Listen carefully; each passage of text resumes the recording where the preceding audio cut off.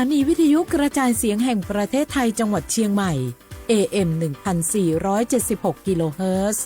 สถานีวิทยุภาคภาษาชาติพันธุ์แห่งเดียวในประเทศไทยที่มีความทันสมัยเชื่อถือได้สร้างอัตลักษณ์กลุ่มชาติพันธุ์สู่สากล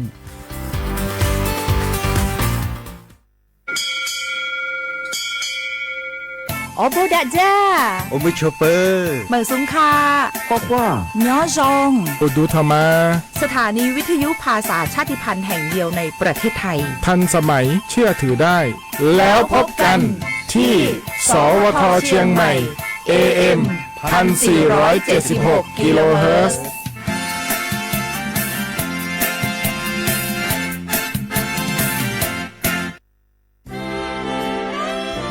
ตลอดประวัติศาสตร์ของชาติไทยพระมหากษัตริย์ไทยทรงเป็นพลังศรัทธาทรงทำนุบำรุงและอุปถัมภ์ศาสนาให้เป็นหลักยึดเหนี่ยวจิตใจของประชาชนเป็นแนวทางในการดำเนินชีวิตด้วยความดีงามศาสนาสอนให้คนไทยรู้จักคุณธรรมความดีและความสามัคคีช่วยประคองจิตใจในยามทุกข์เสริมพลังใจในยามเผชิญอุปสรรคเป็นรากฐานสำคัญของสังคมด้วยพระบารมีแห่งพระมหากษัตริย์และศาสนาอันเป็นที่พึ่งทางใจคือพลังศรัทธาที่ล้อมรวมคนไทยทั้งชาติสู่ความมั่นคงสงบสุขและยั่งยืนตลอดไปร่วมเสริมสร้างความรักในสถาบันหลักของชาติโดยสำนักงานประชาสัมพันธ์ที่ 3 กรมประชาสัมพันธ์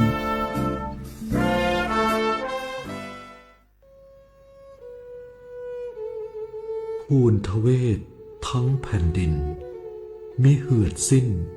น้ำตานองอกสั่นพรั่นไทยผองกรองความเศร้าโศกาดูนอัดสุชนบนใบหน้าน้ำตาฟ้าหลั่งเพิ่มพูนร่ำให้ทวีคูณยามยินข่าวร้าวในสวงน้อมรำลึกในพระกรุณาธิคุณข้าพระพุทธเจ้าคณะผู้บริหาร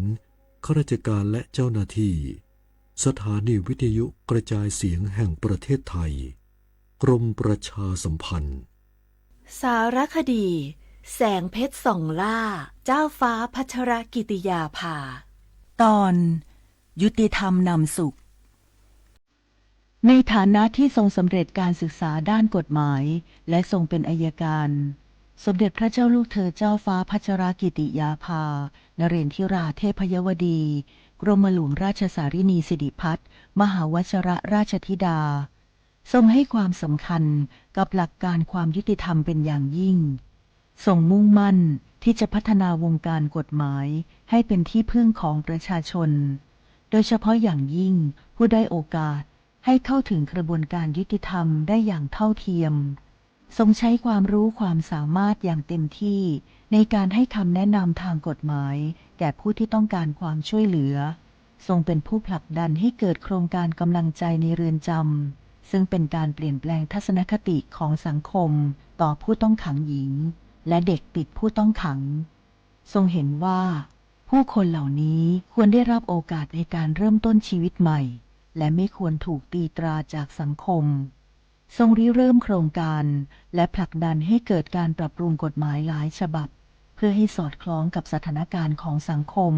และคุ้มครองสิทธิของประชาชนได้อย่างแท้จริงพระองค์มีพระวิสัยทัศน์ที่กว้างไกลและทรงตระหนักถึงปัญหาในกระบวนการยุติธรรมทรงเชื่อมั่นว่าการสร้างความยุติธรรมให้เกิดขึ้นในสังคมจะนำมาซึ่งความสงบสุขและความเจริญอย่างยั่งยืนด้วยพระปรีชาสามารถด้านกฎหมายของสมเด็จพระเจ้าลูกเธอเจ้าฟ้าพัชรกิติยาภานเรนทิราเทพยวดีกรมหลวงราชสารินีสิริพัฒน์มหาวชรราชธิดาทรงนำพาความยุติธรรมสู่สังคมเพื่อช่วยเหลือผู้ได้โอกาสให้ได้มีโอกาสอย่างเท่าเทียมน้อมรำลึกถึงพระองค์พระผู้ทรงเป็นแสงแห่งความยุติธรรมในดวงใจ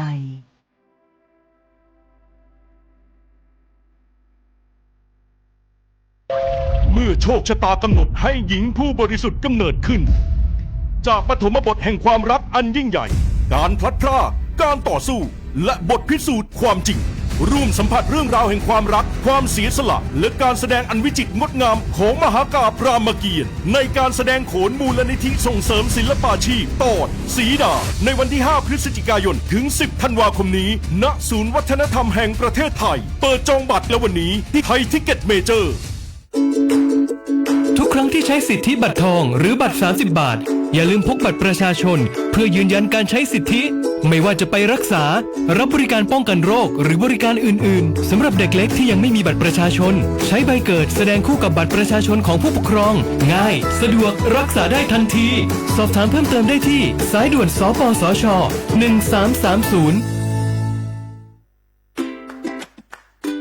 เท่าเทียมยุติธรรมเสมอภาค万火失落有茶有多ลองผิงเป็นประเทศไทยเป็นสังคมที่มีความหลากหลายทางชาติพันธุ์แต่ละกลุ่มมีภาษาวัฒนธรรมและวิถีชีวิตที่เป็นเอกลักษณ์ซึ่งล้วนเป็นคุณค่าที่ควรได้รับการคุ้มครองพระราชบัญญัติคุ้มครองและส่งเสริมวิถีชีวิตกลุ่มชาติพันธุ์มีเป้าหมายเพื่อคุ้มครองสิทธิและศักดิ์ศรีของกลุ่มชาติพันธุ์ส่งเสริมการรักษาอัตลักษณ์ภาษาวัฒนธรรมและภูมิปัญญาท้องถิ่นพร้อมทั้งป้องกันการเลือกปฏิบัติและสนับสนุนการมีส่วนร่วมในการพัฒนาสังคมอย่างเท่าเทียมกฎหมายฉบับนี้มุ่งสร้างความเข้าใจเคารพในความแตกต่างและส่งเสริมการอยู่ร่วมกันบนพื้นฐานของความเสมอภาคเพื่อให้ความหลากหลายทางวัฒนธรรมเป็นพลังในการพัฒนาประเทศอย่างยั่งยืน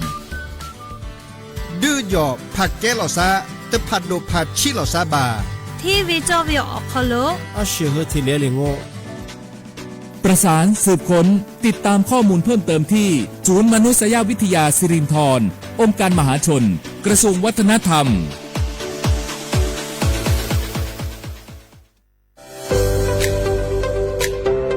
พระราชบัญญัติคุ้มครองและส่งเสริมวิถีชีวิตกลุ่มชาติพันธุ์เป็นกฎหมายที่จัดทำขึ้นเพื่อสร้างหลักประกันให้กลุ่มชาติพันธุ์ในประเทศไทยได้รับการคุ้มครองสิทธิเสรีภาพและศักดิ์ศรีความเป็นมนุษย์อย่างเท่าเทียมกับประชาชนทุกคนโดยมุ่งส่งเสริมให้กลุ่มชาติพันธุ์สามารถดำรงรักษาอัตลักษณ์ภาษาวัฒนธรรมภูมิปัญญาท้องถิ่นและวิถีชีวิตที่สืบทอดกันมาได้ภายใต้กรอบของรัฐธรรมนูญและกฎหมายของประเทศโดยนางสาวสบิดาไทยเศรษฐ์รัฐมนตรีว่าการกระทรวงวัฒนธรรมกล่าวว่ากฎหมายฉบับนี้สะท้อนให้เห็นถึงความสำคัญของความหลากหลายทางวัฒนธรรมซึ่งถือเป็นรากฐานสำคัญของสังคมไทยการที่เรามีพรบออกมาคุ้มครองเมื่อวันที่ 18 กันยายนนะคะปี 2568 ก็ถือว่าเป็นอีกก้าวหนึ่งนะคะถือว่าเป็นก้าวแรกที่จะเป็นการไม่ใช่แค่คุ้มครองวิถีชีวิตชาติพันธุ์แต่ว่าคุ้มครองความหลากหลายทางวัฒนธรรม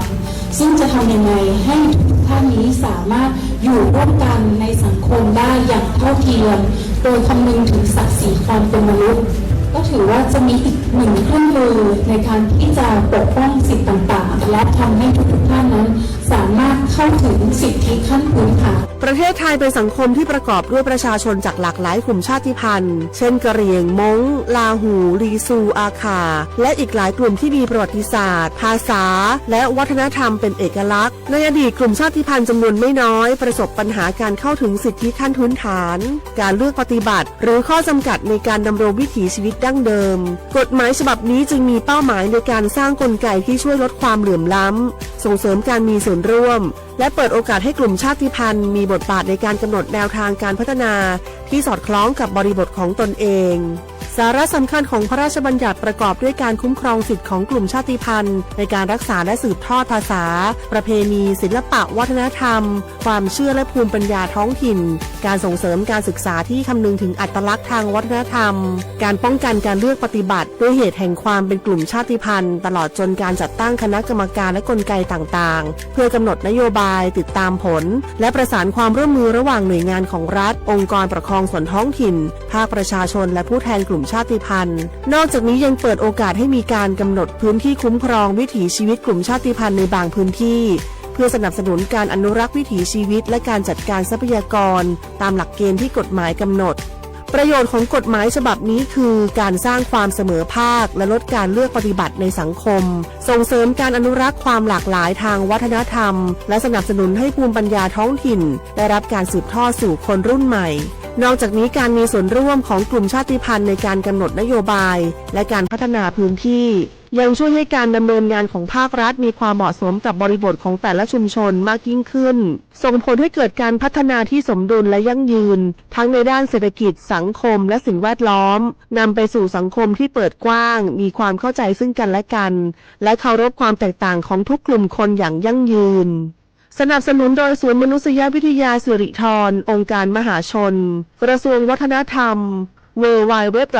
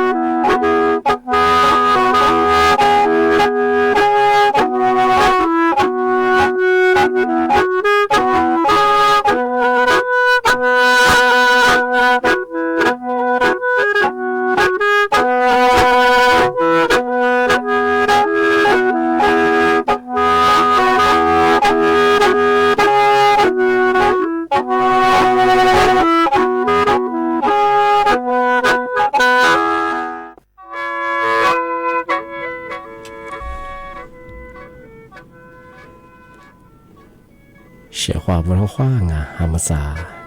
เอาลิซุงโดดเซตัวเปลาวงาเอาลิซุงปากกากุงมันยาสถานีวิทยุกระจายเสียงแห่งประเทศไทยจังหวัดเชียงใหม่สำนักงานประชาสัมพันธ์ที่3กรมประชาสัมพันธ์มันก็ชื่อสปท.เชียงใหม่แบบดังอ่ะเอาลิซุงโดยจะมางูปัญญากว่าวิทยุอย่างยีครึ่งความถี่อย่างที่ตัวลิฮาชิตโจโจญาดอลลายีระบบอย่างระบบ AM อาจจะแปลว่าระบบไลฟ์สดบางอย่างฟิสุบิเพมแบบสวทเชียงใหม่ง่ะ AM 1476กิโลเฮิรตซ์ตัวจ้างะแม้แนวมันยังคือเน้นได้ยังจุ่มมุขวานีเจมัวติขวาด้วยที่มาร้องมันยังคือหนีมุขวานี3โมงอ่ะนาทียังควานีคือนานยาสติตัวจ้างะเอาว่าเชื่อว่าโบงะถ้าโบยิเพว่าตัวจะงอมันยังเอาว่าสุดๆไปว่าเชื่อว่าเราที่นี่นี่หูงะยาละคือว่ารายการดิสโมจอมาที่นี่วันนั้นเจงะมาว่าโลชุยังงอมันยังว่าลิสโมกว่าว่าจะเบื่อชาฟอลโลชานั่นนะใช่ไหมไงวิทยุเนี่ยคือยี่ระบบเนี่ยคือ AM งะ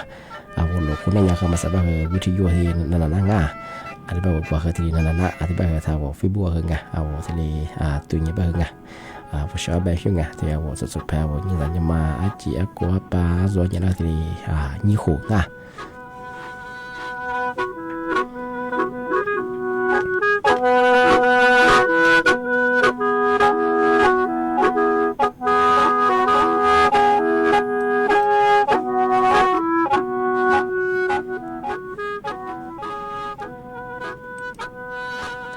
มาสางว่าเชื่อว่าคือ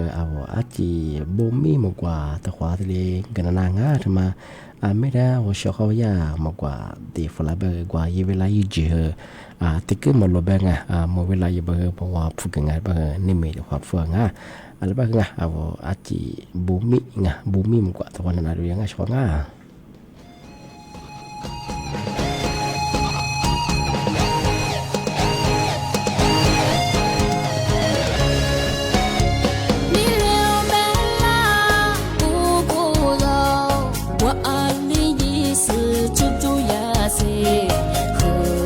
自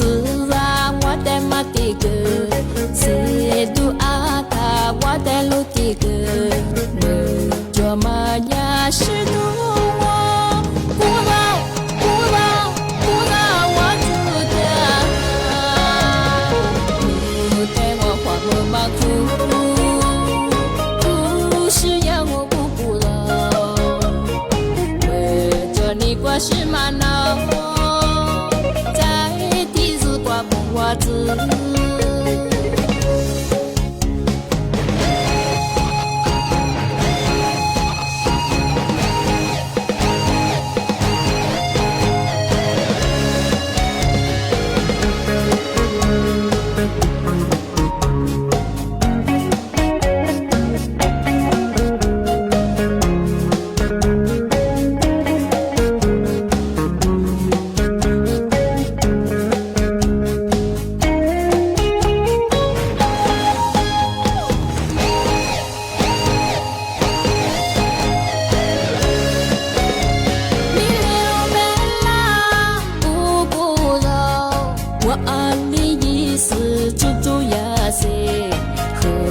自然我的马的歌，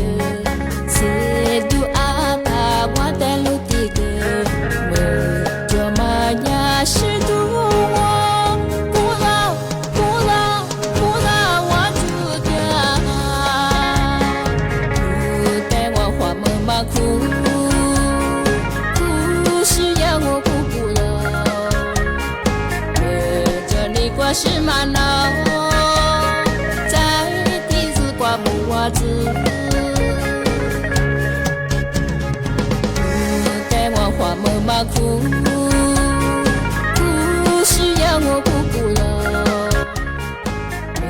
着你过是嘛闹，在地子挂么我知。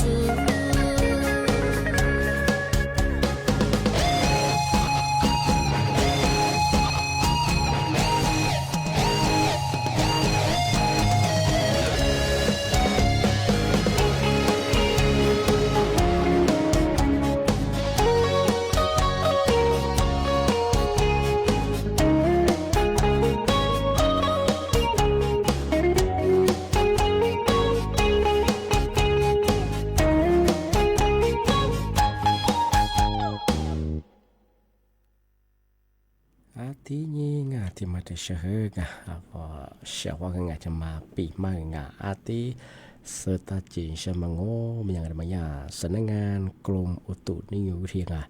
นี่เมที่ยิงโง่มันยังไงเอาถ้าแม่เมื่อหาคือที่เรียบบ้างอาทิแบบโง่มันยังเธอพื้นที่ธรรมะจะสูงโง่มันยังไงมาคือยังคืออาทิยาจามฝาตาบุรงาอาทินี่จังหวัดว่างาถึงเมื่อหาคือเรียบบ้างยุติกรรมโง่มันยังคือจังหวัดจันทบุรีไงอันนี้เหอจังหวัดตราดบ้างเอามาใส่เหอมือหาเรียงงานอันก็เหอทำมาที่สื่อเหอทีเดียวขึ้นเรียบบุรงาแบบเธอพื้นที่ธรรมะจะสมอย่างเงี้ยมาเหออันที่เนี่ยฝาดาจามโมบุรงาปีความมือหาคือพันเลี้ยงมันยังเหอที่เราบอกยิลคุยเคยจะสูงไม่นั้นปีเคยจะสูงงอว่าอยู่บ้านจะสูงบ้างอะไรตัวจะสูงบ้างมือหาคือพันเลี้ยงบ้างมาคือเนี่ยเหออันที่เนี่ยฝาดาจามโมบางไงไม่อยากจะว่ามาจำเป็นอันจะเจอตรงว่าจะนอว่าอยู่บ้านขยี้แล้วบ้านฉิงกว่าอย่างละมากว่าดีสไลด์มาที่กินนะบางถ้ามาแต่เช้าโง่บ้านยังว่าพื้นที่เมืองหาคือเรียกมาหัวบ้างไงบางอย่างคือลีกาหวังกันสุดงยี่วุฒิกรรมไม่ได้ว่าภาคเหนือแต่ผู้บางโง่บ้านยังคือสายกันสุดจังหวัดแม่ฮ่องสอนจีจังหวัดน่านอันนี้คือจังหวัดตากอีกแต่มาบ้านยังคือเมืองหาคือเรียกยังไงเอาจิ้มมาบ้างมาสักยังคือเลี้ยวก็ยังคือที่ก็สิ่งมาเรียกยังไงแบบที่ยาบ้านยังคือจังหวัดแม่ฮ่องสอนจีจังหวัดน่านจีที่ยังคือจังหวัดตากจะไม่ยังคือเมืองหายังคือเลี้ยวบุรงมาคือจำมงที่ว่าแม่ฮ่องสอนจีจังหวัดตากบ้างว่าเชี่ยวเขาว่าดีสุดคือจากมาคือว่าว่ายึดข่าวยึดดูคดีติดตาดังยิงการที่กางงบ้านยังคือทำมาคือว่าภาคอีสานตะบัวยุติกับว่าถือจังหวัดอุดรธานีอันนี้คือจังหวัดน้องคายอันนี้จังหวัดบึงกาฬจังหวัดสกลนครตรงอันนี้คือจังหวัดนครพนมอันนี้คือจังหวัดมุกดาหารว่าเฉพาะในพื้นที่ภาคอีสานตะวันออกส่วนโง่เป็นยังมาคือฝาดาจำมงอันที่ยังว่าติดตามข่าวสารระยะกรมอุตุนิยมวิทยาที่ควรจะเตือนมาคือทีนี้นั่นแหละที่ถึงกางโง่เป็นยังมาคือภาคกลางภาคกลางไม่ใช่คือหนีจังหวัดสงขลาเหมือนเขาเรียกมายุติกับเธอจังหวัดสระบุรีที่อย่างนี้กันแต่ก็ไม่ใช่คือจังหวัดกาญจนบุรีที่อย่างนี้ก็มาคือเหมือนคือเรียกบ้างที่ถึงกางโง่ไม่ใช่คือภาคตะวันออกไม่ใช่คือแต่ว่าคือละลีจังหวัดสงขลายุติกับคือจังหวัดนครนายกที่คือจังหวัดปราจีนบุรีที่อย่างคือจังหวัดจันทบุรีจังหวัดตรังเป็นที่นี้เจ้าไม่ใช่คือมือหาคือเรียบร้อยที่เป็นยาวเฉพาะว่าถือพื้นที่ภาคเหนือภาคอีสานภาคกลางภาคตะวันออกอันนี้ถือภาคใต้ของบ้านมาคืออย่างคือจามฝาตาอันนี้คือว่าเกิดด้วยมาจีก็จะเอาไว้ข้อมูลกับกูยิงกับเช่นเอาไว้ยาที่ก็มาคือมือหาเลี้ยมีฮิโรฮาอยู่จมือที่ถึงกลางไม่ใช่คือมาคือภาคใต้มาคือหนีจังหวัดยุติกับว่าถือจังหวัดละนองที่ยังยิงกันกับจังหวัดพังงาทำไมยังเหมือนคือเรียกหลงที่อยู่จอมังแต่มาแต่เชียงโง่เป็นยังจะเอาที่ทะเลอันดามันจริงทะเลอ่าวไทยบ้างถ้าพวกไม่ยังยึดคลื่นทะเลว่าเหมือนเรียกแบบมีเนาะจะแบบยึดคลื่นมาคืองอมียังไม่เชื่อมาคือยึดโมซายึดคลื่นโมซามันยังยิงไม่ค่อยยัง3 เมตรโมชั่นที่เป็นยังจะว่าจุดที่เป็นมันยังว่าดูยิงว่าความจำมันเราลัดสุขกับแบบยังที่ดูมันน่าบริงยึดคลื่นมาคือโมชั่นอาจเป็นอันตรายยาบางที่แบบมันยังว่าแบบกุลาบางพื้นที่ธรรมชาติสูงมันยังเฉพาะมาคือยังแต่ยังฝาระจามโมบางมาคือเหมือนคือเรียบางที่ยังธรรมชาติเราพื้นที่จังหวัดเชียงใหม่โง่ไม่ยังคือที่ว่าอยู่บ้านจ่าสูงมาคือยังคือที่ยังจามโมฝาตั้งเมื่อสั่งไม่นออำเภอชันดาตะปูหลงเกาะที่นออำเภอชัยประการฝานไม่ไอ้ตะปูเห็นยังคือนอกจากเมืองขึ้นเรียบที่เราไปฉี่วัยลำมังที่ยังคือนอกจากบ้านเขายังสัสจะลำมังที่ดีก็จะสิ่งไงบ้างมาคือจำมงที่เราอาจจะเลือกคนที่ไม่นับปีนยิ่งเคยไม่เจอสุขที่ลงเมื่อสั่งบ้างคือเมืองขึ้นเรียบน้อยกว่าเขายังที่จะบ้างอาจจะมาคือว่าอาจจะเลือกคือบิลหรือดับลงแบบว่าที่เคยไม่เจอสุขมาคือฝาตาจากตาไปสิ่งจากตาบ้างคือ假使讲嘛啊我假使嘛一批费嘛懂啊假使嘛个我也พอดำดับเฮง啊嘛啥个ที่ดีที่ก็เราเฮยาโซตัวกว่าแถจางอ่ะจากตาสุจากตังก็อย่างคือแบบนางว่าจ้ามค่ะก็พอเรียบเฮอาจจะลูกโคที่ว่ามันนับปีเคยจะสบงอาจจะจบเฮงมาเฮอาจารย์มาฝากรับมันจะเกิดได้อาจจะหลายคำกรรมมึงอันนี้ยี่ขกูเราเคยยังไงที่ไม่นับปีเคยจะสบงโอ้อาจจะจบมึงอะไรเนี่ยที่กิโลสเปย์ของอาจจะมาคือ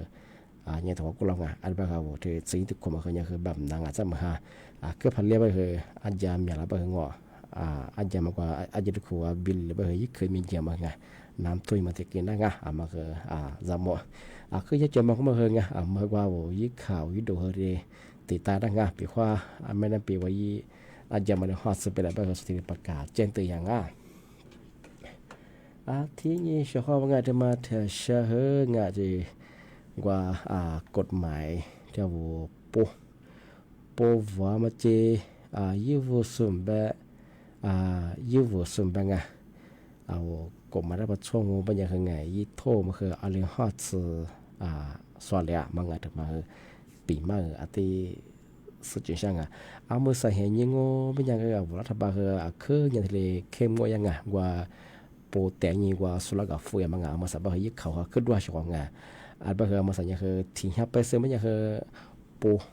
มาเกิดแต่ดูแลช่วงไงที่ยิ่งกว่าส่วนใบนุยาเดียมาคือเนี่ยมาเกิดเชื่อมาสัญญามาสัญญานั่นแหละจะเชื่อไง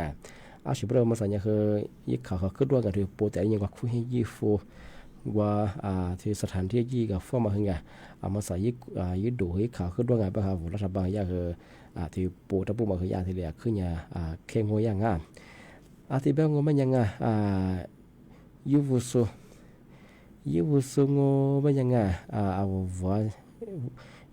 วุสุมแบบที่เนี่ยยูสุมแบบว่ายี่สานสุมแบบไงที่เนี่ยว่าแต่เดือดสุมแบบไงที่บางมันยังคือยากลุ่มหมายว่าไงยี่ทั่วยังคือโฮเบติโคว่ายังคือซื้อโคเบลล์ไงฟูบาถ้าพวกโคจำมันยังคือยี่มือว่ายังคือตัวจริงไงยี่ตัวว่านี่คือยี่มือบัดเสเปร์งานทำมาว่าว่ายี่วุสุโจสุยูสุที่นี่ว่าสานสุงที่นี่ว่าสุแต่เดี๋ยวเราสุงที่นี่ว่าว่าโพสโจสุวุสุทั้งเพียวมาคือยี่โทนี่คือคุบแบบที่คุบเบลล์โคจำว่านี่คือยี่วุตัวบางไงยี่ตัวว่านี่คือยี่มือบัดเสโคจำบางไงแต่ว่าที่ช่วงบางอย่างช่วงไม่เคยว่ายี่วุสุงมาสบายว่ายี่วุสุงบางอย่างยังไม่เคยผียังไม่เคยจอมาเจที่นี่ว่าสุดาหัวมังที่นี่ว่าโพสินแบบปุ่มแบบไงว่าหัวบางไงแต่ว่าบางอย่างคือยุทโธงไม่เคยคือมีอะไรคือคุบแบบคือยี่คงยี่ขวานี่คือยี่สกุลเป็นยังไงน่าชื่อว่ายี่วุสุแบบที่ขวานี่สกุลเป็นไงมาสบายคือยี่วุสุนี่คือยี่ขวานี่คือยี่สกุลสุเป็นไงฟุตบอลโคจำไม่เคยไงลิตุขวานี่คือลิมือบาสที่โคจำบริเวณบางคนว่ายี่วุสุยี่วุสุที่มีทุกอย่างอันนี้เป็นอย่างคือปูแต่ปูเป็นอย่างคือมาสาวรัฐบาลอย่างคือมาสนับสนุนอย่างไงชิบุโร่มาคือปูเป็นอย่างคือแต่ละอย่างสุดแล้วก็ฟูชิมังมันยังคือมาค้างเพราะคือมาสยาคือยึดกดระบบที่เหลือขึ้นอย่างเข้มงวดอย่างไงมาแต่มาปีมาที่เหลือแจ้งตัวอย่างที่ยาภาษาว่ามาปูโจสุไงที่นี่ปูวันนั้นสมัยไทยงานทำมาอย่างกูมาช่วงที่แบบก็เป็นอย่างเชี่ยวข้ามาสร้างนั่นแหละคือมากกว่าที่ว่าเกิดนั่งเอาเชื่อว่าถ้าวิธียุให้น่าจะส่งไหลสวดตีสุดแล้วคือข้อความงเอาเชื่อว่าถ้ายี่ผิวตัวยาสูแล้วคือตัวยาบ้าคือว่าสุดๆไปที่เลยกดไลค์กดแชร์ที่เลยเยอะช่วงอะไรบ้างนี่คือมากกว่าที่พอกันนั่ง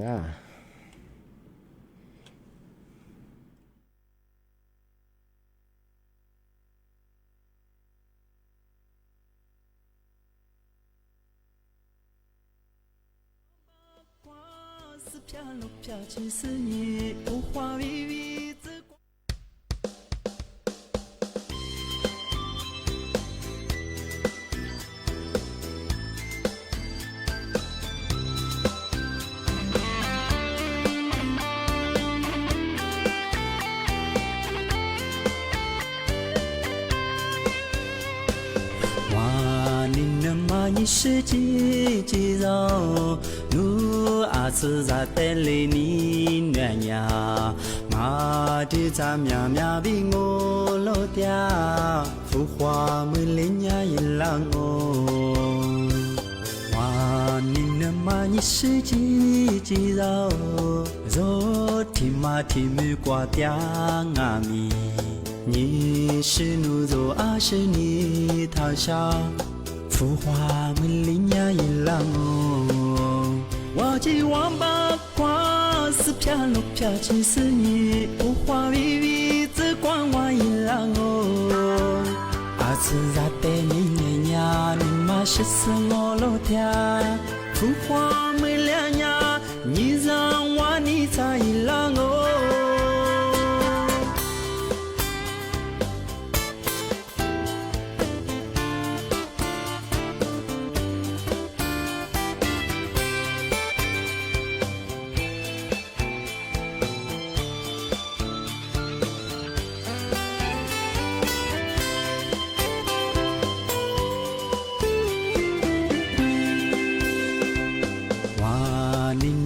你是几几肉，努阿次在带里你暖呀，马的咱喵喵比我老爹，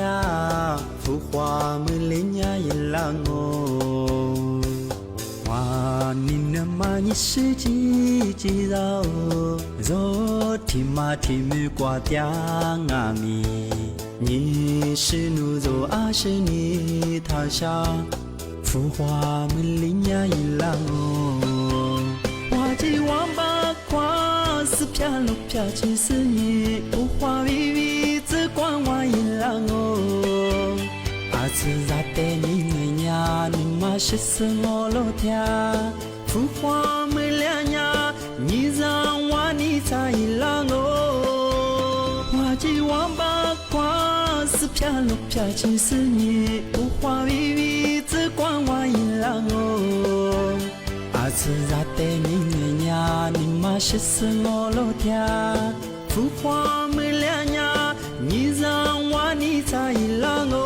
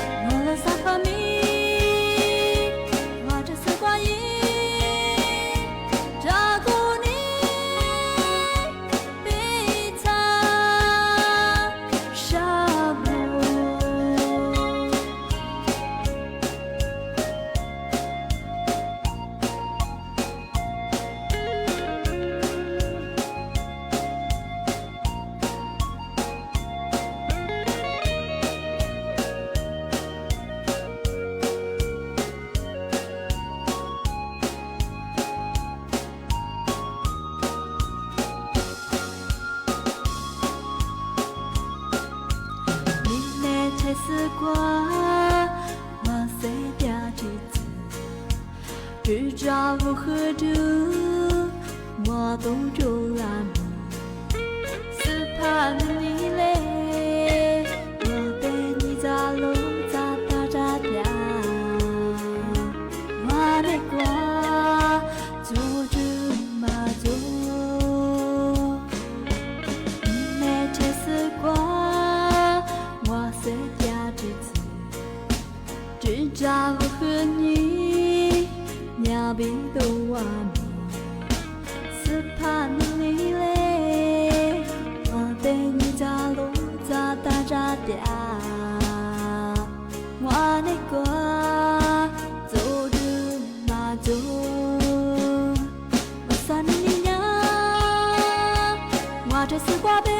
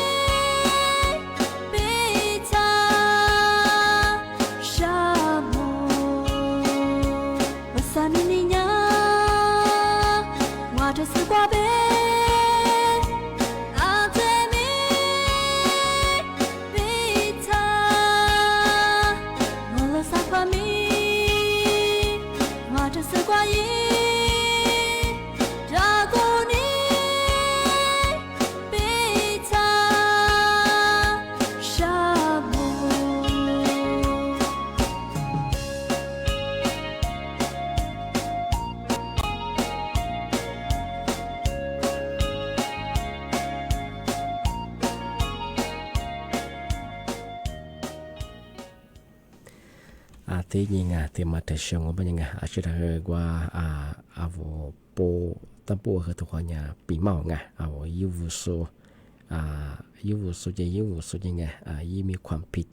อะไรยี่โทษแล้วhọเจอไหนมาไงแต่แบบเมื่อสายจะขวาแบบน้าขวาปิดมาช่วยไงเธอมาสายาตำรวจไซเบอร์ไงยาตำรวจเธอมาที่แนะนำอย่างฝรั่งอ่ะปีขวาเรียกว่าสถานการณ์ว่าsố bộ phổ và thiếu bộ phổ và cháu bên nghe bị khoa vào khu hia chào mà ngay khi với ha lịch sử chạy luôn à nó qua sản xuất qua số bộ phổ và thì số bộ phổ và thì phải cháu bên nghe số mà hơi thì phổ là bên nghe và qua cháu số bên nghe vào ali zaman wa ngọ vào ali pong cái mà nghe vào ali như thế mà cái vào là mà cái phổ đam mà nghe mà cái ya sa dự thìในฝรั่งปีขวัญว่าสถานที่ว่าปีขวัญสถานการณ์โซที่หลัดสมคันโซละเงียวแล้วที่โปรที่กับฝรั่งบ้างไงที่พื้นที่อินดิเชียประจำไม่ยังไงที่สัตว์มาที่ยีบดงยีบที่มังโง่ไม่ยังไงปีขวัญซูเปอร์ฝรั่งบ้างว่าพัดตื่นโดยนั่งโง่ไม่ยังไงฮักคือฝนจวนมาใช่ไหมนัดต่อจอมไม่ยังไงโนจะซื้อจะมาแถได้มาแม้ตั้งแต่เมื่ออายุพี่อาทิตย์จะชิฟูต้าอย่างเงี้ยชิฟูเนี่ยมันก็จะวิชาเนี่ยคือนุกูเดือดมาที่ตื่นด้วยบริษัทของง่ะว่าพื้นที่ว่าอย่างเงี้ยนี่มาที่มาโง่เป็นยังไงปีว่าตื่นคือตัวดีมันน่างอฮักคือจุดตางอตื่นดูมันนับเป็นไงอาทิตย์แรกมันยังคือตื่นดูมันนับเป็นไงว่าที่จีบจากกูไงนึกว่าทุกทีจีบยาละไม่ใช่ไงจีบเป็นอย่างเจ้างูเป็นยังไงคือทุกสุดอะคือจีงคือจีแต่ความยังว่าคือละแต่ความ是假设จะมันเป็นไง是ต้มไปที่เลยกาดอะไรไงที่ยี่ตั้งไม่ใช่ไงคือพวกมันทำไงที่ยังยี่ห้อจะว่าไงตัวจีสิงที่ยังโทรศัพท์ยี่เสียงยี่เสียงเปิดมานี่สิตางาที่ยังระบบสังคมชุมชนไม่ใช่ไงที่เดี๋ยวมองไม่ใช่ไงว่าคือพี่ที่จำไม่ใช่ไงปะข้อตัดชีวิตไม่ใช่ไงปีข้อโนตัวดูมาดังงเป็นยังไงโนพักขุดจีบยางงไม่ใช่ว่ายิ่งขุดจีบยางดูงาตัวที่ขวาอย่างเงี้ยไงสิจะสิ่งมาคือที่เลยเวลามาโมนามาที่เลยขอปีได้ไม่ใช่ไงทำไมหนีมาทำงานปีข้อโนว่าสถานที่สถานการณ์ว่าประจับเป็นยังไงสร้างมาถึงมาโง่เป็นยังปีข้อ ชิเปียคือชิเปียมันนองไงยีราพมูหรือเปล่าไงเอาว่าที่พมูหรือคงมันจะคือไงทำไมจะคืออันนี้คือยังคือเอาอีเจเอาจริงว่าที่ต่อสู้ยังบางทีอยู่ว่าสิ่งไงอาทิบางมันจะคือชงไงโดยพัดดือห้องมันยังไงว่ายุฟูซูเจเอาเจที่พระเอกความพระโจบ้าคือยังคือจะซื้อจะไม่เคยมีเพื่อนไงอะไรมาอยู่นั่นบ้าคือที่แต่ละอย่างคือที่กะว่าที่ยีไปสิ่งไงว่ายีรามาเกิดฝนมาไงทำไมยังปีกว่าไม่คือทำเรื่องสุดท้ายว่าอันนี้คือยิ่มน้องไงคุจิเปียคือยิ่มเนาะตื่นตัวคือยิ่มนะบ้าคือไงสุดท้ายไปคืออีจิเปที่พัดโจความพระฟูเขาบ้าคือไงเอาที่เอาก็เดี๋ยวที่ช่วยเหลือตัวเองที่ยี่ว่าไปถึงงานที่ถึงมาเป็นยังไงสุดท้ายเป็นยังเพื่อปีกว่าโนว่าพื้นที่ว่าปลอดภัยยังโง่เป็นยังไงหน่วยโทรศัพท์แต่ยังคือที่ตันหน่วยญี่ปุ่นละไง191มาคือที่มีเช็ดโทรฟูบริงานทำไมยากคือที่ซาซึงปีกว่าโนว่าสถานการณ์สุดที่ปูฟว่าพัฒนาว่าไงเอาว่าลิลียามังไงเอาก็เดี๋ยวที่เอาตัวเลยมังงาทำไมถึงมาในช่างงาที่ยังเชื่อเขาไงทำไมถึงช่างโง่เป็นยังไงเอามาสั่งว่ายาประเทศออสเตรเลียเป็นอย่างคือยากฎหมายใหม่ทำไมยาสักสิลียาบริงานว่ายาสัตว์เนี่ยต่างกว่า16ไงคือยุโคซึโชโคกับผู้ยาละมังโงเป็นอย่างคือโซเชียลไงเฟซบุ๊กแบบติดต่อแบบอะไรเฉยๆมันกันยับเป็นอย่างยากกว่า3แบบเยอะไงที่บ้านงูบ้านยาเทียบริษัทเมตาเป็นสิ่งไงมาเคยเจ้าของเฟซบุ๊กไงบ้านบางมาเคยเอามาสาว่าสัญญาที่ยุโกซึโซโคกัมพูชามาเคยกว่าลบบัญชียืมมาเคยอะไรเนี่ย800,000งอเฮเช่ามาซื้อเลยโลยูก็บริเวณช่วงไงก็คือว่าติดต่อเจยูทูบเนี่ยคืออีตัวเล่นเนี่ยคือมาตัวเลยเป็นไงยาตัวนี้ก็คืออีกอย่างคือเหตุสุภาษิตมันคือจันด้วยคือเนี่ยการยันหลังบริษัทงานอันนี้ก็คือทางแบบช่วยงานในบริษัทยาประเทศออสเตรเลียคือส่กฎหมายมันตัวมาคือไงยากฎหมายคือจันเนี่ยยึดโคสุโคนักความสมัยคือที่โซเชียลไงเฟซบุ๊กติดต่อหรือสิ่งมันการยันบริษัทยาที่3ระยะสิ่งงานที่มันสมอย่างงานที่มันคือว่าแต่ที่มาปีมาช่างงานเอามาใส่ให้ยี่บ้าคือจันเนี่ยบ้าคือเอาโซเชียลไงที่เฟซบุ๊กกันยังมาที่ต่อกันยังมาไอจีหรือว่าอะไรสิ่งกันยังมาคือเนี่ยข้ามาคือจงว่ามาข้ามาจะว่าคือจันเนี่ยคือยังไม่คือจันเนี่ยคือที่ฮอดสัญญาที่สิ่งที่บอกว่าตัวนี้มันยังคือมาข้าบริไงเอามาใส่แห่งยี่บ้าคือจันเนี่ยว่าติดต่อว่ายิงเฟซบุ๊กว่ายิงที่มาข้าสิ่งที่ตัวนี้บ้าคือว่าตาส้มมาคือตัวสิ่งไงบ้างเนี่ยคือโซประเทศออสเตรเลียยาที่กฎหมายยากฎหมายสุดมาคือเนี่ยจันเนี่ยสุโขกับผู้ยามาคือสุดที่เรียนแบบมากันยาเป็นยังไงปากกันอีหลังที่เป็นยังชกงานี่ไม่เคยนะปีมาคือที่เรียนจงเอาชกท่าวิทยุให้นาจาสูงที่ท่าเฟซบุ๊กความยินดีสุดคือบุมง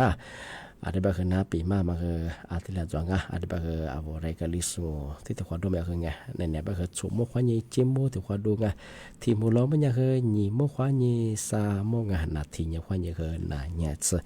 ที่นี้ตัวอย่างช่วงอันเป็นการว่าชาวท่าตัวสูนั่นน่ะสุดคือตัวชีจอมาผู้ชายชีจข้ามีว่าเจนน่าจะผู้ชายก็ทำตัวเจงที่เป็นการว่าที่นี้การที่ยังหากคือด้วยอะไรกว่าจะไปเปลี่ยนยี่ห้อความยี่กุ้ยจริงที่ยังเอามาสั่งว่าไม่ยังเหมือนหาลิซอันเป็นคือมาก็ดูแลสุขภาพเองอามาสับเบอร์มาหาขึ้นเลี้ยอาสับเบอร์มาหาลินะเบอร์มาทัศน์หัวเงาะเจ้าเบอร์เอาอากาศคือปันเลือปลาเบอร์เงาสุขภาพคือจะมาโคเบอร์นาลามากินนะเบอร์มาก็เดี๋ยวมาก็ชื่อจะมึงเอาโลชิสัวคือโลสมยังมาหาเลี้ยเบอร์โลชมันยังแต่ตาเนี่ยเชื่อสิพูดเบอร์จะกูที่กตัวเบอร์จะกูมาข้าวเงาะมาหาเลี้ยเบอร์จะกูจุเลี้ยมาถงเงาะเบอร์โลชิเบอร์จะกูเชื่อมือใส่เบอร์จะกูจุเลี้ยเบอร์อันตรายมาเผื่อนั่งบางวันเราชิสบางตัดเนี่ยช่วยงอะไรบ้าง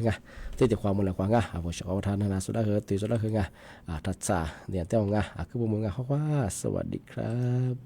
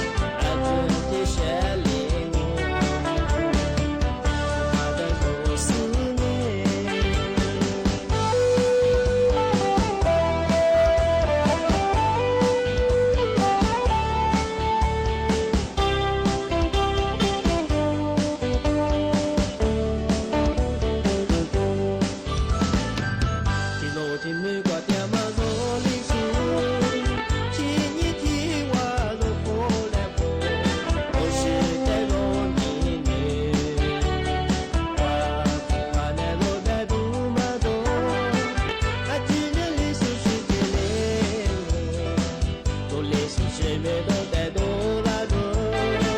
明年挂被我下起来。昨天我带过一点米，是给你的个不带多，今天带我下去。花花那个带多么多，一束一束的挂起来了，我连手前面都带多拉多。